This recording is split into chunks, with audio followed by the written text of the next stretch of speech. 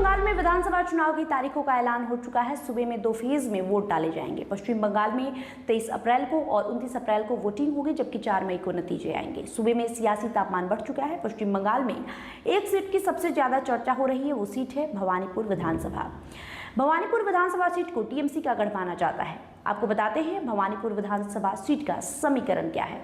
आपको बता दें, भवानीपुर विधानसभा सीट से टीएमसी ने सीएम ममता बनर्जी को उतारा है, जबकि भाजपा ने दिग्गज लीडर शुवेंदु अधिकारी को उम्मीदवार बनाया है।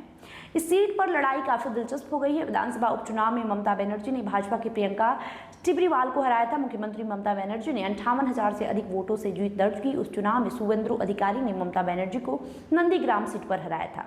इस बार भाजपा ने शुवेंदु अधिकारी को भवानीपुर से भी चुनाव में उतारा है। भवानीपुर को मिनी भारत कहा जाता है। आपको बताएं, दक्षिण कोलकाता में भवानीपुर विधानसभा सीट है। इस सीट को मिनी भारत कहा जाता है। इस सीट पर 40% वोट गैर बंगाली समुदाय है। इसमें मुख्य तौर पर गुजराती, मारवाड़ी, पंजाबी और उड़िया शामिल है। इस विधानसभा सीट में मुस्लिमों की संख्या 20% है। इस सीट पर टीएमसी का दबदबा माना जाता है और गैर बंगाली वोटर्स को बीजेपी की तरफ झुकाव वाला माना जाता है। टीएमसी की बाहरी वाला बयान भी भाजपा के लिए फायदेमंद हो सकता है। आपको बता दें, चुनाव आयोग के विशेष गहन पुनरीक्षण यानी एसआईआर के बाद भवानीपुर सीट का लड़ाई और भी दिलचस्प हो गया है। एसआईआर के तहत इस सीट से 47,000 से अधिक नाम हटाए गए। एसआईआर से किसको फायदा होगा, इसका अंदाजा भाजपा और टीएमसी की बयानबाजी से लगाया जा सकता है। बीजेपी इसे फर्जी वोटरों की सफाई बता रही है, तो टीएमसी ने चुनाव आयोग पर असली वोटर्स को बड़े पैमाने पर हटाने का आरोप लगाया है।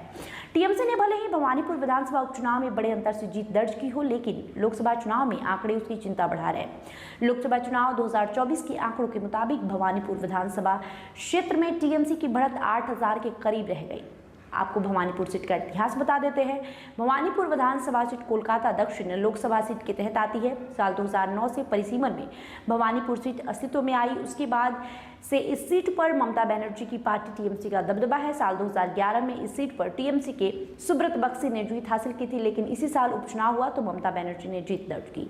साल 2016 में इस सीट से एक बार फिर से ममता बनर्जी ने जीत हासिल किया। साल 2021 में विधानसभा चुनाव में टीएमसी के शोभन देव चट्टोपाध्याय ने जीत दर्ज की, लेकिन इसी साल उन्होंने ये सीट ममता बनर्जी के लिए खाली कर दी। ममता बनर्जी ने उपचुनाव में इस सीट पर जीत दर्ज किया। बहरहाल इस वीडियो में इतना ही। वीडियो को लेकर आपकी जो भी प्रतिक्रिया होगी कमेंट बॉक्स में लिखते जाइएगा। बहुत बहुत शुक्रिया।